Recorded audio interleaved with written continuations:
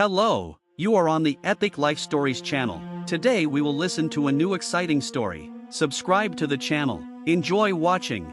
In a quiet suburb where calm and friendliness were the norm, Amira and her 5-year-old son Jacob were spending a typical day at the playground. Amira, a black woman who had recently moved to the area with the goal of creating a safe and comfortable life for herself and her adopted son, was enjoying the moment. Jacob, a white child with a lively imagination, was full of joy playing with other children on swings and slides. Marina, a local resident who often visited the same park, noticed Amira and Jacob and felt slightly embarrassed. Preconceived thoughts suddenly surfaced in her mind. She saw Jacob hugging Amira and it seemed unnatural to her. Doubts and worries arose in her mind, despite the fact that Amira behaved like a loving and caring mother. Without hesitation, Marina took out her phone and called the police. She said she noticed suspicious behavior between the woman and the child, suggesting that something might be wrong. There was a hint of alarm in her voice, and she suspected that this moment might be associated with illegal activities or violence. While Marina explained the situation to the dispatcher, Amira continued to enjoy her time with Jacob. She could not even imagine that her calm day could turn into a nightmare. 20 minutes later, like a bolt from the blue, the police arrived at the park. They surrounded Amira and Jacob, not even wanting to listen to their explanations. The police, following protocol, began interrogating and checking documents. Amira, completely confused, tried to explain the situation, but her words were ignored. Jacob, seeing the tension, began to cry, which only made the situation worse. Despite the lack of any evidence or grounds for suspicion, the police continued their actions. Marina watched what was happening with a growing sense of guilt and fear. Her biases and misunderstandings resulted in stress and humiliation for an innocent woman and her son. Every time she looked at Amira and Jacob, her guilt only grew stronger. Finally, the police began to realize that the incident was the result of a false accusation. They calmed Jacob down, returned the documents to Amira and apologized. However, even with their apology, the psychological impact on Amira and Jacob had already been done. In the following days, Amira and Jacob suffered the consequences of the incident. Jacob became withdrawn and was afraid to leave the house, afraid that he would be accused of something again. Amira, feeling threatened and misunderstood, struggled with deep stress and anxiety. Marina, realizing the gravity of her action, decided that she must do everything possible to correct her mistakes. She began to actively work with organizations that were engaged in combating racial bias and providing support to victims of racial discrimination. However, her attempts to atone were not as simple as she expected. Public condemnation and personal doubts accompanied her at every step. While Amira tried to regain her calm and give Jacob a normal life, Marina faced public pressure and a search for redemption. The emotional trauma Amira and Jacob experienced left deep scars on their lives. Amira and Jacob's story continued to unfold, and their road to recovery was far from easy. Their case has become a powerful example of how bias can destroy lives and how important it is to fight for justice and understanding. Amid a tense trial and public condemnation, Amira and Jacob sought ways to heal, while Marina continued her work, trying to do everything she could to correct her mistakes and help society understand the importance of fighting bias. After the incident in the park, Amira and Jacob's lives are in complete disarray. Despite the police's apology, the psychological consequences for them were more serious than might have been expected. Jacob, who used to be an open and cheerful child, became withdrawn and nervous. He began to fear social interactions, and his night terrors only worsened. Amira, on the other hand, experienced severe emotional turmoil. Every time she tried to go outside or even go to the supermarket, she felt like people were judging her. She began to notice looks of dissatisfaction and suspicion, and this only exacerbated her stress. Marina, deeply repenting of her actions, could not get rid of the feeling of guilt. She participated daily in community events dedicated to combating racial bias and worked with various charities. Despite her efforts, she faced rejection and accusations from the public and found it difficult to find comfort.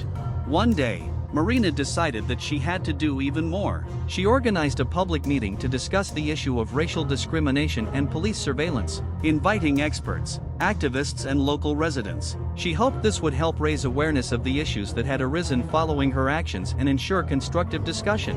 While Marina prepared for the event, Amira and Jacob continued to deal with the fallout from the incident. The psychological help they received helped them cope with some of their trauma, but recovery was a long and painful process. Amira went to court, filing a claim against the police and Marina, and this became another burden on her already difficult life.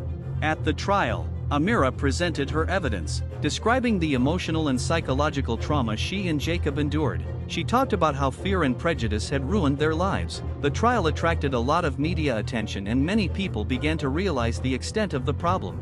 During a public meeting that Marina organized, the situation became tense. Many people came to voice their opinions and demand justice. The discussions became emotional and the atmosphere resembled a storm. Marina, although she tried to apologize and explain her actions, faced intense criticism and lost the support of some activists who doubted her sincerity.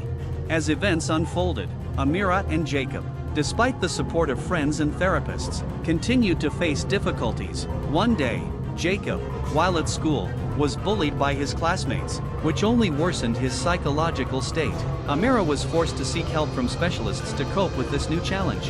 In parallel, the court continued its proceedings, and Marina, as a defendant, faced legal difficulties. She was forced to go through complex procedures and present her case, and despite her best efforts, the final outcome was uncertain. Marina sincerely wanted to correct her mistakes, but realized that her actions could not return the lost peace of Amira and Jacob. The process of restoration and struggle for justice continued. Amira and Jacob were looking for new ways to improve their lives, and Marina, despite her efforts, continued to face internal and external obstacles. All this became part of a broader struggle for change in social consciousness and justice. Amira and Jacob's story, as well as Marina's efforts, have become significant in the discussion of racial bias and justice in society. Their experiences became part of an important dialogue that continued and brought attention to the problems that many people face. The trial surrounding Amira's lawsuit against the police and Marina was still in the public eye. Amira and her lawyers continued to fight for justice, and every day was an emotional challenge. At each stage of the process, Amira faced new challenges and her life remained in a constant state of stress. Jacob, despite Amira's efforts and professional help, continued to have difficulties in school. It became increasingly difficult for him to cope with bullying from his classmates, and he began to avoid going to school. Amira tried to find ways to support her son and create a safe space for him, but the stress of constant litigation and the slow pace of the legal process made her task even more difficult. Meanwhile, Marina continued her work to correct the consequences of her actions. She organized several public meetings and lectures to discuss issues of racial bias and policing practices. Despite her active attempts to change the situation, she remained at the center of public condemnation. Many found it difficult to forgive her mistakes, and her attempts to atone were often perceived as insufficient. One day, Marina decided to hold an open meeting in her area to meet directly with local residents and discuss the problems that arose after the incident. She invited public figures, activists and law enforcement officials to the meeting. Marina hoped that this event would help her rebuild trust and begin a sincere dialogue about the need for change in community and police practices. The meeting attracted a large number of participants and the atmosphere was tense. Amira, having learned about the event, decided to attend it in order to understand how the public reacts to what is happening and how the situation can be changed for the better. The meeting began with speeches discussing racial bias and the need for reform. When Marina took the stage to present her efforts to remedy the situation, she was met with mixed reactions. Some participants expressed support, believing that her actions could lead to positive change. Others remained skeptical and demanded more concrete steps and an apology from her. Marina began with an apology, talking about her internal process and the work she carried out. She proposed creating a working group that would develop new standards to prevent similar incidents in the future. Amira, sitting among the audience, listened carefully to every word. She was shocked by what Marina did, but also felt that her efforts were not enough to repair the damage caused. When the moment came for Amira to ask questions, she stood up and, holding back her emotions, expressed her pain and disappointment. She spoke about how the incident affected her life and Jacob's life, and how she continues to deal with the consequences. Marina, hearing Amira's story, felt deep sadness. She realized that her actions not only led to social consequences, but also destroyed personal lives. Amira's words had a strong impact on the audience, and many began to understand that the problems ran deeper than just changing public opinion. Amid the meeting and the trial, Amira and Jacob continued to search for a path to recovery. Amira began working on a book in which she planned to chronicle her story and share her experiences to raise awareness of issues of racial bias and justice. Jacob, thanks to the efforts of his parents and psychologists, began to gradually recover, but his path to full recovery was long. Marina, meanwhile, continued her efforts to improve the situation, not only by public speaking, but also by creating educational programs and collaborating with human rights organizations. Her work was still controversial, but she continued to believe that change was possible. The story of Amira, Jacob and Marina continued to develop. Each side sought a path to understanding and restoration while facing new challenges and obstacles. Their case has become an important part of the public dialogue about racial justice and the role each of us plays in creating a more just society. The meeting organized by Marina attracted a lot of attention from the media and the public. After the event, the atmosphere in the community remained tense. Despite her efforts, many residents still doubted Marina's sincerity and demanded concrete action. Amira, returning home, continued to think about how to change the situation. Her emotional state worsened and her fears became even more real. She sought additional professional help to support Jacob in his recovery and cope with the effects of stress. Jacob, although making steps forward, was still plagued by memories of what had happened, and his night terrors were frequent. At the same time, Marina began to promote her initiatives. She gathered her strength and decided to demonstrate and practice her intentions to correct the situation. Her plans were to create a fund to help victims of racial discrimination and support training and education programs in the field of equality and human rights. But despite her active work, public opinion remained divided. It was criticized for insufficient action and lack of concrete results. She faced opposition and pressure from activists who believed her efforts were merely attempts to clear her reputation rather than a genuine desire for change. During this period, Amira decided to use her story to draw attention to broader issues. She began collaborating with human rights organizations that fought racial discrimination and bias. In the book she wrote, she described not only her story, but also the deeper problems in society that many people face. The trial continued to run its course. Amira and her lawyers presented new evidence in an attempt to achieve justice. They worked to show how bias and error can ruin people's lives, and how reform in police and society is important. One day, Amira received an offer to meet with senior officials in the police and human rights organizations to discuss possible reforms. This meeting could be an important step towards solving the problem. During the negotiations, it was proposed to create a special commission that would investigate such cases and develop new standards to prevent bias and misunderstanding on the part of law enforcement agencies. Marina, hearing about this proposal, offered her help in creating a commission and providing resources for training and awareness. She realized that her actions could help improve the situation, and she was ready to invest all her strength in this endeavor. However, her desire to atone and demonstrate her sincerity still faced doubts and criticism. While all of this was unfolding, Amira and Jacob continued on their path to recovery. Jacob, thanks to the support of his mother and specialists, gradually began to recover, but still had difficulties with social adaptation. Amira continued to fight for her son's rights and for justice, as well as to change public perceptions of racial discrimination.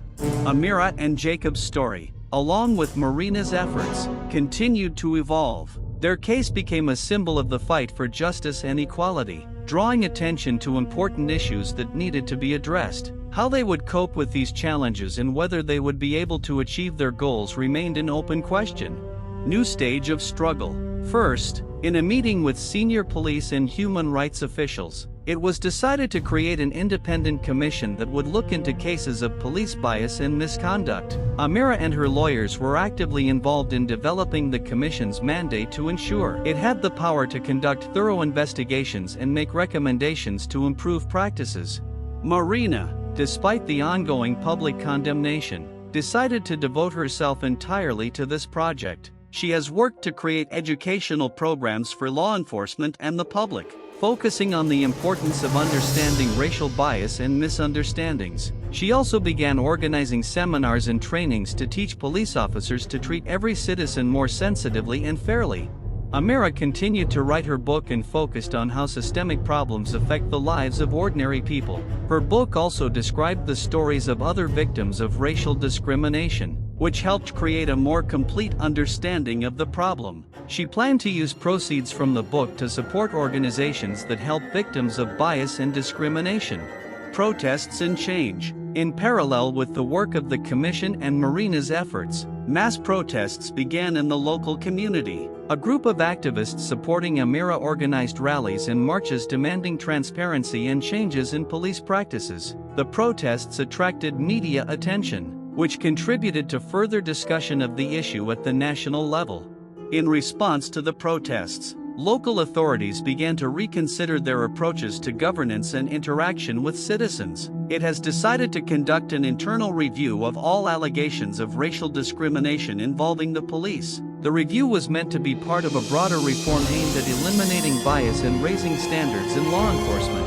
Amira, despite her own difficulties, actively supported the protests and spoke at rallies. She strived to use her platform to promote equality and justice, and to show the importance of supporting those facing similar challenges. Internal conflicts and hope. Marina, continuing her efforts, faced an internal conflict. Despite her dedication, she still had doubts about her approach and the effectiveness of her actions. Questions about the true motivation and sincerity of her work became a matter of debate, and she had to learn to balance professional ethics and personal emotions. At the same time, her work began to bear fruit. Police departments began implementing new training methods and acquiring resources to work with communities. Support groups have been created for victims of racial discrimination, as well as programs aimed at helping people affected by bias. Personal recovery. Positive changes began in the personal lives of Amira and Jacob. Jacob, thanks to the efforts of psychologists and the support of his mother, gradually returned to normal life. He began to reattend school and build relationships with other children. Amira noticed that her son became more open and confident, which brought her some relief and joy. Amira and Marina, despite differences and difficulties, began to find ways to work together. They organized events and dialogues aimed at strengthening mutual understanding and cooperation between different parts of the community. This collaboration not only helped improve the situation, but also created a more cohesive and supportive society. Future. While Amira continued to work on her book and participate in community initiatives, Marina continued to develop her programs and training to help police and the public deal with bias. The trial also continued, but the results were encouraging. Gradually, agreement was reached on compensation and changes in police practices. Amira, Jacob and Marina continued on their path to recovery and change. Their efforts and suffering became part of a larger struggle for justice and equality. The story of their struggle captured the attention of society and helped many people understand the importance of fighting racial discrimination and creating a more just and equal world. New stage. Amira and Jacob's case continued to attract more and more public attention. The events and efforts made as a result of the incident began to bring about real change. The independent commission that was created completed its investigation and made recommendations that became the basis for significant reforms in policing practices. Reforms and consequences. Police have introduced new standards for training and interaction with the public. All employees have completed racial bias and emotional intelligence training. New procedures were also introduced to investigate complaints of misconduct. These changes became part of mandatory training for all new police officers and were updated for existing ones. Amira, despite her own experiences and difficulties, was satisfied that her story led to positive change. Her book, released at the end of the year, received acclaim for its contributions to the public debate about racial justice. Funds raised from the sale of the book were used to support victims of racial discrimination and educational programs. Jacob continued to improve. With the help of psychologists and support groups, he became more confident and was able to re-establish friendships at school. His love of art and hobbies such as painting helped him cope with his emotions and find joy in life. Mutual understanding and restoration. Marina continued to work on reforms and training, and her efforts began to produce positive results. Despite continued criticism, her work began to have a noticeable impact on improving public understanding and relations between police and residents. Together with Amira, Marina organized a series of public events aimed at discussing the successes and problems of reforms. These events helped open dialogue between the police and the public and allowed people to discuss their concerns and propose ideas for further improvements. Epilogue. Several years have passed since that tragic incident occurred. Amira and Jacob regained their balance in life and their lives began to resemble a normal existence. They moved to a new area that was friendlier and more supportive. Jacob continued his studies and developed his talents in the arts, while Amira continued her activism in the field of human rights. Inspired by the real change her story had brought, Marina, despite the difficulties, became more confident in her work. She continued her efforts to improve police practices and develop public understanding of racial justice. Her initiative brought attention to the need for continuous training and open communication between law enforcement and the community. The trial resulted in a settlement that allowed Amira to receive compensation for the suffering she endured and also led to the creation of a foundation that continues to work to improve police practices and support victims of bias. The story of Amira and Jacob, along with Marina's work, has become a symbol of the fight for justice and equality. Their efforts have brought real change and helped raise awareness of important issues that affect everyone. Ultimately, their experiences became part of a larger fight for justice, and their story inspired many to take action and change. This is the end of this wonderful story. I hope you liked it, and you were imbued with this atmosphere. Don't forget to subscribe to the channel as it promotes my video. Thank you everyone for watching. Bye everyone.